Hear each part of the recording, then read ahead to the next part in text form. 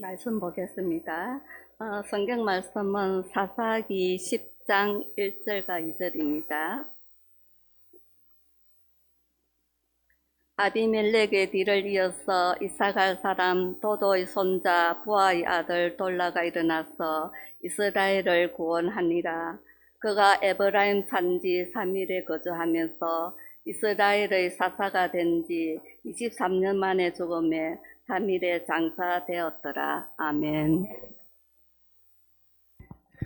네, 여러분 만나뵙게 돼서 대단히 반갑습니다. 네, 양덕교회 맞습니다, 옛날에. 예, 양덕교회 옛날의 이름이었고요. 지금 이제 행복한 교회. 네, 그러니까 무지 행복하게 지금 목회하고 있고, 그렇게 교회가 잘 되고 있습니다. 관심 가지고 주셔서 너무 감사드리고요. 귀한 헌신 예배에 저를 불러주셔서 너무 감사합니다. 제가 몇 번 이렇게 이제 목사님 뵈러 입구에는 몇 번 왔다 갔다 했는데 본당에는 제가 처음 들어옵니다. 예, 본당이 너무 네, 웅장하고 웅장하고 되게 아늑하고 앉아 있는데 되게 앉아 있는 것만으로 되게 은혜가 있네요. 네, 확실히 좀 기도가 쌓여 있고 우리 성도님들 눈물이 쌓여 있는 것 같아서 은혜가 되는 것 같다라는 생각을 좀 해보게 됐습니다. 저는 오늘 이 헌신예배 맞이해서요, 험한 세상의 다리가 됩시다 라는 제목으로 여러분들과 좀 말씀을 좀 나누고 싶은데요. 예, 우리 말씀 나누기 전에 우리 항상 이렇게 좀 인사를 좀 하는데요, 우리 앞뒤 좌우로 이렇게 인사했으면 좋겠습니다. 사랑합니다, 축복합니다, 이렇게 한번 인사 한번 했으면 좋겠습니다. 자, 시작. 사랑합니다. 예, 사랑합니다, 축복합니다. 예, 감사합니다. 네, 우리 한 번 더 인사할 때 이렇게 인사했으면 좋겠습니다. 제 옆에 앉아 주셔서 너무너무 감사합니다. 이렇게 한번 인사하겠습니다. 네, 감사합니다. 너무 감사하시죠? 네, 그러면 옆에서 이렇게 인사하십시오. 제가 조만간에 커피 한 잔 쏘겠습니다. 이렇게 한번 하십시오. 네. 하는 사람이 별로 없네요. 네, 교회 안에서 약속하셨으니까 조만간에 커피 한 잔 꼭 얻어 드시고 네, 함께 커피의 교제 나누시면서 네, 행복한 우리 마산 동산교회 되시기를 주님의 이름으로 축원합니다. 오래전에 여러분 그 조선의 22대 왕이었던 왕 아십니까? 정조. 아주 유명한 왕이죠. 이 정조왕의 인생을 다룬 영화가 있습니다. 많이 있는데요. 그 중에 영린이라고 하는 영화가 있습니다. 보신 분들은 아주 잘 보셨을 거예요. 오래전에 현빈이라고 하는 저보다 조금 못생긴 배우가 하나 있습니다. 이 현빈이 나와가지고요, 이제 정조 역할을 했는데, 근데 이 영화 중에 아주 참 인상 깊은 장면이 하나 있어서 제가 그 대목을 좀 가지고 왔습니다. 여러분들하고 좀 일단 한번 보고, 오늘 설교하고 좀 연관이 많이 있어서요, 한번 보고 설교를 좀 이어나갔으면 좋겠는데요. 영상 준비되셨으면 영상 한번 띄워주십시오.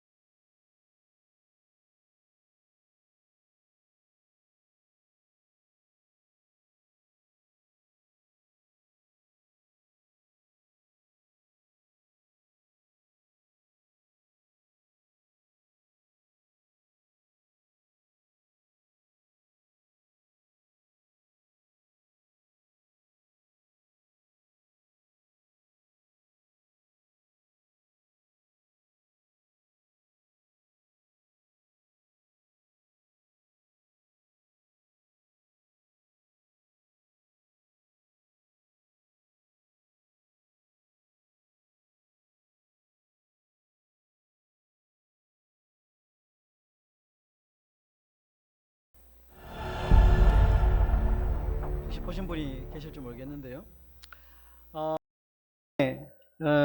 잘 들렸나요? 예. 그 중용 23장이라고, 이 공자의 손자인 자사가 지은 글입니다. 예. 이 글의 핵심이 뭐냐 하면, 작은 일에도 정성을 다해라. 예. 작은 일도 무시하지 마라. 라는 말입니다. 그러니까 큰 일을 이루기 위해서는 작고 사사로운 것에 열심을 다하고 정성을 다하면 큰 일을 이룰 수 있다라는 것이 중용 23장의 핵심입니다. 여러분, 우리나라 사람들 큰 거 좋아합니다. 큰 거. 예. 보면 우리가 쓰는 말에도요, 뭐 최고라는 말 많이 쓰죠. 그리고 최대. 알고 보면 최대도 아니거든요. 최고도 아닌데 앞에 이렇게 붙입니다. 최고, 최대.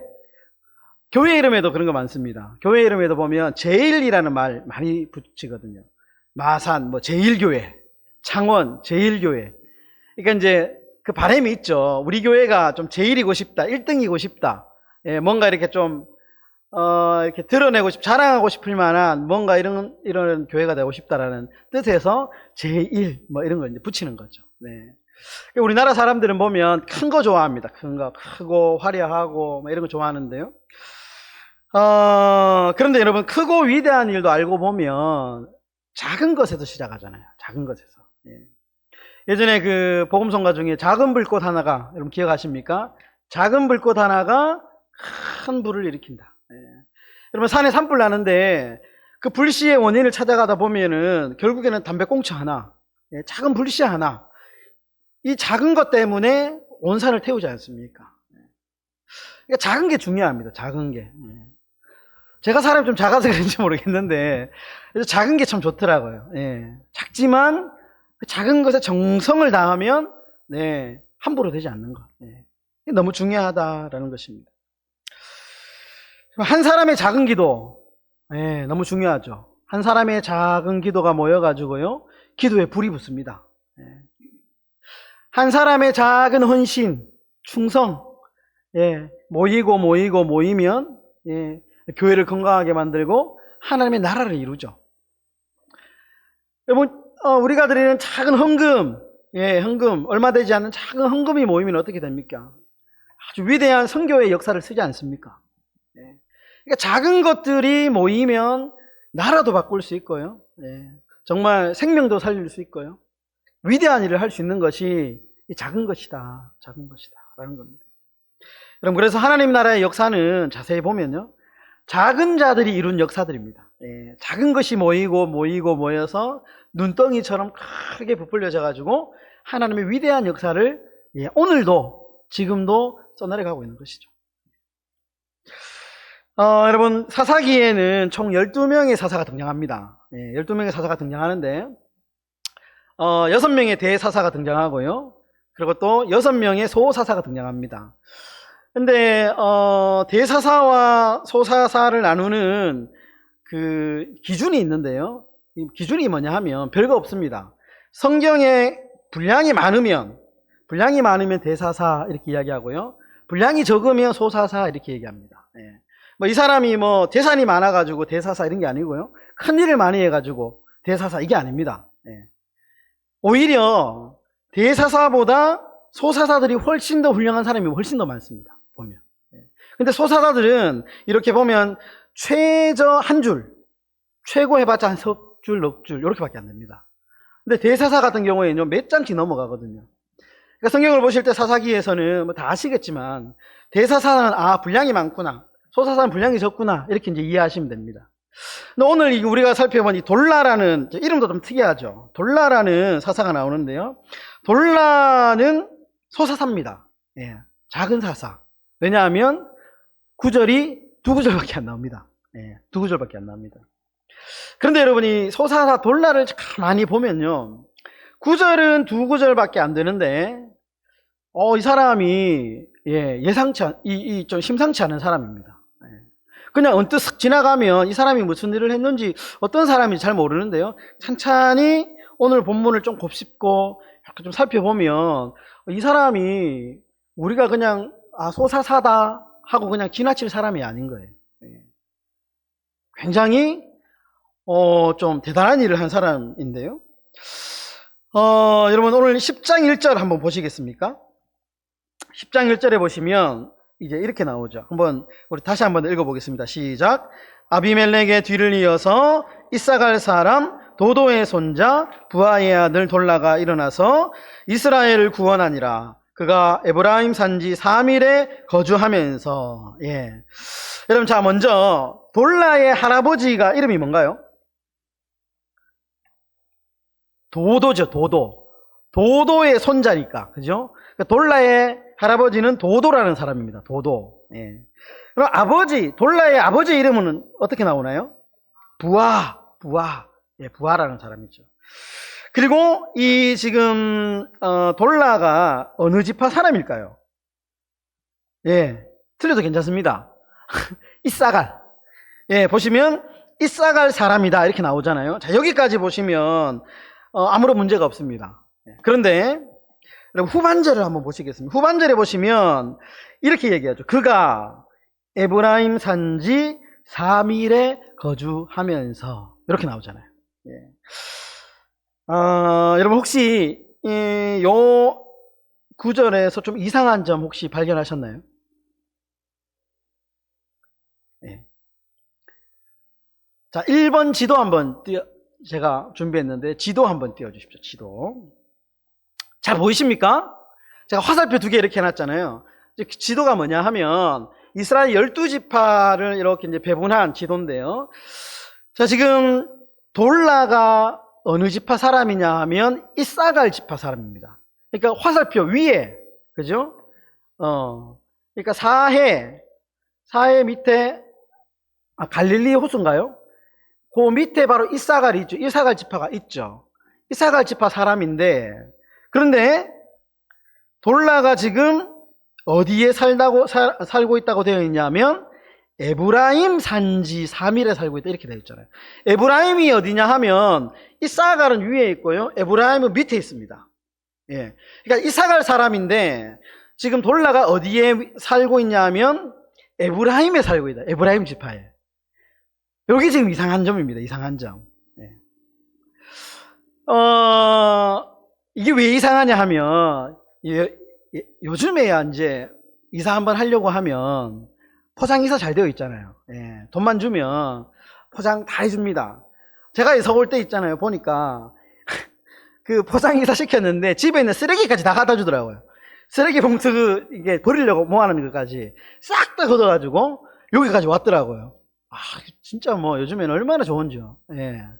근데 여러분이 지금 이 고대 근동 사회, 지금 이 당시의 사회에서는 이사한다는 것은 굉장히 이례적인 일입니다. 예. 뭐 지금처럼 이제 뭐 직장 따라 이사 가고 이런 시대가 아닙니다.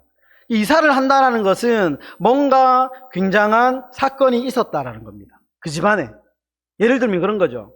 그 사람이 큰 죄를 지었거나 도저히 그 마을에서 살 수 없는 상황이 되었을 때 이사해야 됩니다. 또 하나는 뭐냐면 전염병 생겼을 때 같이 못 살잖아요. 그 이제 나와야 됩니다. 그 외에는 옛날에는 거기서 태어났으면 거기서 살다가 거기서 결혼하고 거기서 죽어야 됩니다. 그게 일반적인 겁니다. 일반적인. 그런데 오늘 돌라가 분명히 이사갈 사람인데 이 사람이 지금 어디에서 살고 있냐 하면 에브라임 지파 땅에 있는 사밀이라고 하는 이 지역에 살다가 여기 묻혀 죽었습니다. 그러면 우리가 질문을 던져봐야 되죠. 도대체 돌라에게 무슨 일이 있었느냐? 이 사람이 도대체 무슨 일이 있길래 갑자기 이사해가지고 여기 살다가 여기서 죽었느냐? 라고 하는 의문점이 생긴다는 거죠. 예. 여러분, 그러면 우리가 돌라에게 무슨 일이 있었는지 한번 우리가 좀 따져봐야 되는데요. 힌트가 나오는 구절이 하나 있습니다. 어디냐 하면 10장 1절을 시작을 한번 보시면 어떻게 시작하냐 하면 이렇게 시작하죠. 아비멜렉의 뒤를 이어서 이렇게 시작하잖아요. 그죠? 요게 힌트입니다. 예, 아비멜렉의 뒤를 이어서 돌라가 사사가 되었다라는 것인데, 그러면 아비멜렉이 어떤 인물이길래 요게 힌트가 되느냐?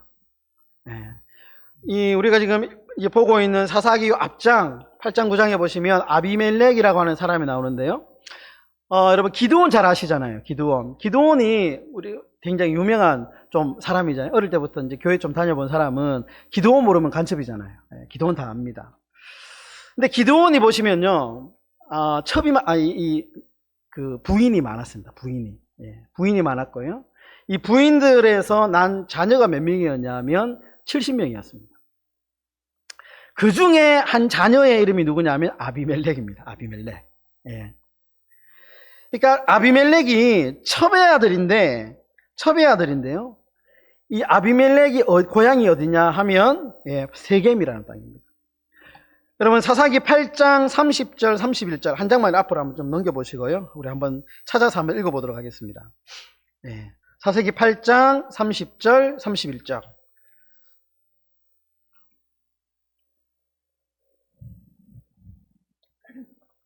네, 우리 한번 찾았으면 30절 31절 다 같이 한번 읽겠습니다. 기드온이 아내가 많으므로 그의 몸에서 낳은 아들이 70명이었고 세겜에 있는 그의 첩도 아들을 낳았으므로 그 이름을 아비멜렉이라 하였더라. 예. 그러니까 지금 이제 아비멜렉의 이제 대충 이 사람이 어떤 사람인가가 정보가 나왔습니다.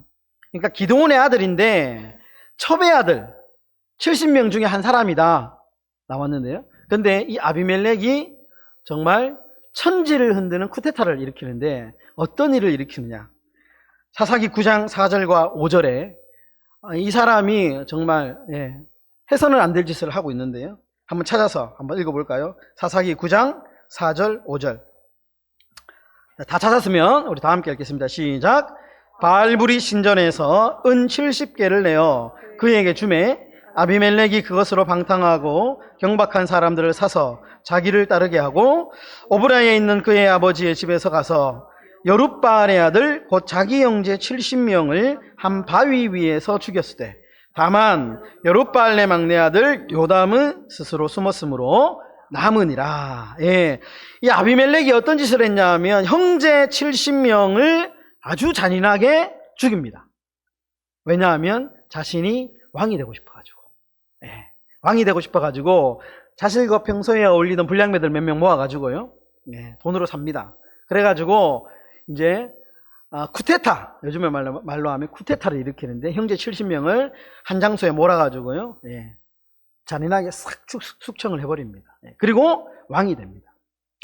이 일이 있고 난 뒤에 이 이스라엘 땅에 엄청난 혼란이 일어납니다. 어떤 혼란이 일어나냐면 같은 동족끼리 전쟁이 일어납니다. 그래가지고요 같은 형제들끼리 서로 죽이고 살리고 하는 엄청난 혈육 간의 전쟁이 일어납니다. 그러니까 여러분 오늘 10장 1절에 보시면요 이제 이렇게 시작하죠. 아비멜렉의 뒤를 이어서 라는 말의 의미는 뭐냐 하면 나라가 매우 혼란한 시기에 라는 뜻입니다. 여전히 전쟁의 상처가 아물지 않았던 시기에 라는 뜻입니다. 그 시기에 누가 사사가 되었냐 하면 돌라라고 하는 사람이 사사가 되어서 23년간 사사로 치를 하게 되었다라는 것입니다. 여러분 싸움 중에서 제일 화해하기 힘든 싸움이 뭐냐 하면 집안 싸움입니다. 집안 싸움. 우리 이제 자녀가 4명이거든요. 첫째가 아들이고요. 딸 이래 되거든요. 이제 첫째는 고등학교 1학년이고 넷째는 지금 이제 2돌 지났습니다. 네, 제가 좀 2돌 지났는데 근데 얘네들이 있잖아요. 싸우면 치열하게 싸웁니다. 아주 박터지게 싸우거든요. 그리고 화해가 잘 안 돼요. 화해가 잘 안 됩니다. 중간에 상처를 가장 많이 받는 딸이 누구냐면 셋째 딸입니다. 셋째 딸. 얘가 제일 이제 덩치가 따가만하고 힘이 없어가지고요. 넷째는 아무것도 모르니까 그냥 막 휘두르고 이러니까 얘가 대빵이고요. 그러니까 이제 막 중간에서 제가 중재해주고 막 이렇게 하려면 너무 힘든 거예요. 그러니까 형제 간의 싸움이 말리기가 너무 힘든 겁니다. 우리나라 6.25 있었잖아요. 6.25가 참혹한 이유가 뭐냐면 형제 간 같은 민족끼리의 싸움이잖아요. 71년 정도 지났는데 여전히 우리가 갈등이 고조되고 있잖아요. 왜 그러냐 하면 동족 간의 싸움이기 때문에, 혈족 간의 싸움이기 때문에 그렇습니다. 예. 외부에서 뭐 와가지고 이렇게 뭐 어려움이 있으면요, 그 외부의 상황만 드러내면 끝납니다. 예. 근데 형제는 맨날 이거 얼굴 보고 같이 살아야 되거든요. 너무 힘든 거예요. 그래서 지금 이스라엘 상황이 그런 겁니다. 그런 상황입니다. 이스라엘 백성들이 이 아비멜렉이라고 하는 참 희한한 인물 때문에 동족 간에 아내들 싸움을 해가지고요, 엄청난 상처를 받은 상황입니다. 예. 그러니까 얼마나 힘들겠습니까? 예. 매일 봐야 되고, 같이 밥 먹어야 되고, 매일 부딪혀야 되고요. 너무너무 힘들겠죠. 예. 그런 상황에 이 돌라가, 예, 이 민족 안으로 들어가서 그가 평생 이 동족의 아픔을 치료하기 위해서 사사의 역할을 감당하게 됩니다. 심지어 이 사람이 얼마나 진심이었느냐 하면 자기 고향을 떠나와가지고요, 예, 그 당시에 자기 고향 떠나오는 거 쉽지 않습니다. 예. 자기 고향 떠나와가지고요, 에브라임 지파 3일에 거주하면서, 왜냐하면 그 당시에 사건이 에브라임 지파 중심으로 일어났잖아요. 예. 세겜이라는 땅이 에브라임의 가장 북쪽에 위치하거든요. 그러니까 그 동족의 상처를 치료해주기 위해서, 예, 이사까지 해가지고요, 그 현장에 머물면서 그 사람들의 상처를 꿰매주고 치료해주고 그런 일을 했던 사람이 바로 이 사사 돌라였다라는 것입니다. 여러분, 사실 돌라보면 뭐 기드온이나 삼손이나 뭐 드보라 같은 대사사에 비하면 사실 큰 업적은 없습니다. 뭐 나라를 구했다거나, 예? 큰 나라를, 위기에 빠진 나라를 구했다거나 이런 큰 업적은 없는데 사사 돌라가 했던 일이 뭐냐 하면 분열되고 상처 입은 이스라엘 그 현장 안으로 들어가서, 형제 현장 안으로 들어가서 그들과 함께 시간을 보내고 그들과 함께 먹고 마시면서 전심을 다했던 사사였다라는 겁니다. 여러분, 우리가 이 돌라의 이야기에서 헌신이 뭐냐를 좀 배우게 됩니다. 오늘 우리 1, 2, 3 여전도회 헌신 예배로 제가 왔는데요, 헌신이 뭐냐? 헌신은 돌라처럼 하는 게 헌신입니다. 무슨 말이냐? 현장으로 들어가야 되는 겁니다. 현장에서 함께 시간을 보내는 것, 그게 헌신입니다. 예. 함께 시간을 보내는 것. 우리 한번 따라해 볼까요? 함께 시간을 보내는 것이 헌신입니다. 예. 예. 아멘이십니까? 예. 함께 시간을 보내는 것. 현장에 머물면서 사람들과 함께, 예, 그 현장이 좋은 현장이든 뭐 내가 있기 싫은 현장이든 그 현장에 머물면서 함께 시간을 보내주는 것. 돌라처럼. 우리 사랑하는 동산교회 성도 여러분, 오늘 헌신 예배를 드리는 우리 여전도회 여러분, 돌라처럼 헌신하십시오. 돌라처럼. 현장에 가십시오. 현장에. 예배의 현장, 봉사의 현장, 기도의 현장, 현장에 머물르십시오. 현장에 머물러. 성도들과 함께 시간을 보내는, 이게 헌신입니다. 함께 울고 함께 웃고, 예, 시간을 함께 보는, 그 시간이 모여가 뭐가 됩니까? 역사가 되잖아요. 동산교회 역사가 됩니다. 그 역사적인 과정을 통해서 지금까지 동산교회가 있었고 앞으로의 미래도 그 시간을 채워서 그 헌신의 시간이 채워져서 동산교회의 미래를 만드는 겁니다. 이것이 헌신입니다. 헌신. 여러분, 함께 울고 웃으며 좋은 일도 굳은 일도 함께 하시는 우리 헌신하시는 여전대 분들, 그리고 동산교회 모든 성도님들 되시기를 주의 이름으로 축원합니다. 여러분, 오늘 다리 놓는 사람들이라는 말, 오늘 보니까 여기도 찬양대에 행복을 다리 놓는 사람들이라는 찬양단이 있잖아요. 이름이 참 좋은데요, 이 다리 놓는 사람들이라는 말은 제사장이라는 말의 라틴어입니다. 제사장을 라틴어로 다리 놓는 사람들이라고 한답니다. 좀 멋진 말이지 않습니까? 다리를 놓는 사람. 다리를 무너뜨리거나 다리를 파괴하는 사람이 아니고요, 다리를 놓는 사람들. 여러분, 다리 놓기 위해서는 다리가 필요한 현장으로 가야 되잖아요. 이 강으로 이렇게 갈라져 있는 이쪽 마을 이어주려면 다리를 연결해야 되는데, 그러면 강문 안으로 중앙으로 들어가야 되잖아요. 이게 다리 놓는 사람의 역할입니다. 여러분, 우리는 다리 놓는 사람입니다.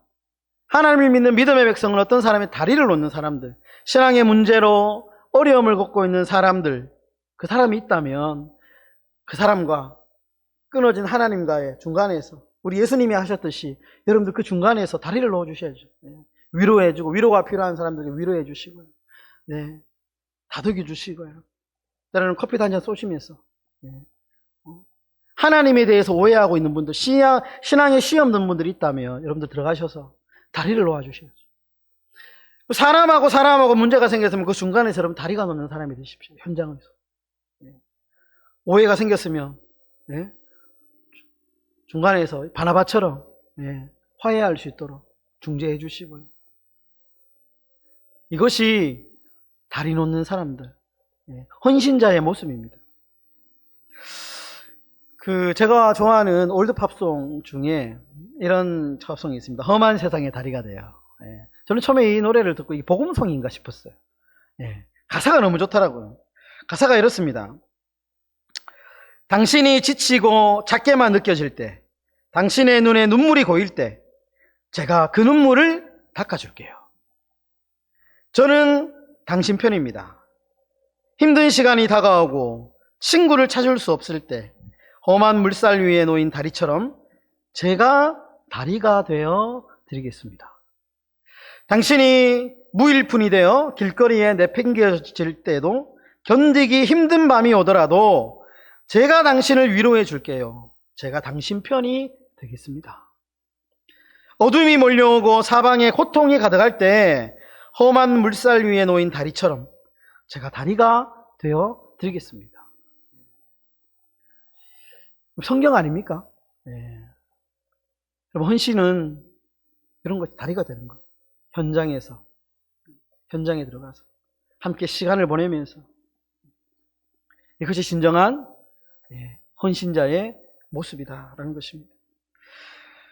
여러분, 우리 동산교회 성도 여러분, 동산교회가 이 지역의 다리가 되시기를 바랍니다. 이 동산동은 아니잖아요. 이 동네의 현장에서 저희 교회 이제 모토가 세상과 소통하는 행복한 교회입니다. 세상과 소통하는. 좀 제 마음을 담아서 이렇게 모토를 지어봤는데, 우리 이 동산교회가 이 지역과 소통하는 다리가 되는 그런 사명자의 삶을 살아가면 얼마나 좋겠습니까? 여러분, 험한 세상의 다리가 되어서 서로 기도해 주시고요. 그리고 서로 헌신하는 삶이 되실 수 있기를 주의 이름으로 축원합니다. 말씀을 정리하겠습니다. 여러분, 1800년대부터 1900년대까지 선교의 전성기였습니다. 그래서 수많은 젊은이들이 선교사를 헌신을 막 하던 시기가 1800년대, 1900년대였습니다. 이때 수많은 젊은이들, 미국과 영국을 위시해서요, 수많은 젊은이들이 엘리트 코스를 밟은 의사, 변호사 뿐만 아니고요, 정말 고등교육을 받았던 사람들이 막 선교에 막 헌신하게 됩니다. 그때 조선이라는 나라에도 수많은 선교사님들이 들어왔죠. 그 중에 어떤 분이 계셨냐면 아주 인상 깊은 선교사님이 한 분 계시는데요, 엘리제 쉐핑이라고 하는 여자 선교사님입니다. 사진 준비했는데 2번 그림입니다. 엘리자베스 쉐핑, 우리나라 말로 서서평 들어보셨죠? 서서평. 평생 결혼하지 않고 홀로 이 땅에서 이제 선교사에 가다가 조금 병에 걸려서 일찍 돌아가신 분입니다. 그런데 이 서서평 선교사님이 1912년에 32살의 나이로요, 간호사 출신입니다. 이제 이 땅에 조선이라는 나라에 오셨는데요, 이분이 이제 어디를 중심으로 이제 많이 활동하셨냐면 광주와 제주도, 전라도를 중심으로 병원 사역을 많이 하셨습니다. 전도 사역을 많이 하셨는데, 1921년에 자신을 파송한 뇌시빌 선교부에 이제 선교 편지를 보냈는데, 그 내용에 보면 그 당시에 이 조선의 상황이 너무 잘 나옵니다. 이렇게 편지를 썼습니다. 이번 여행에서 500명 넘는 조선 여성을 만났지만 이름을 가진 사람은 10명도 안 됐습니다.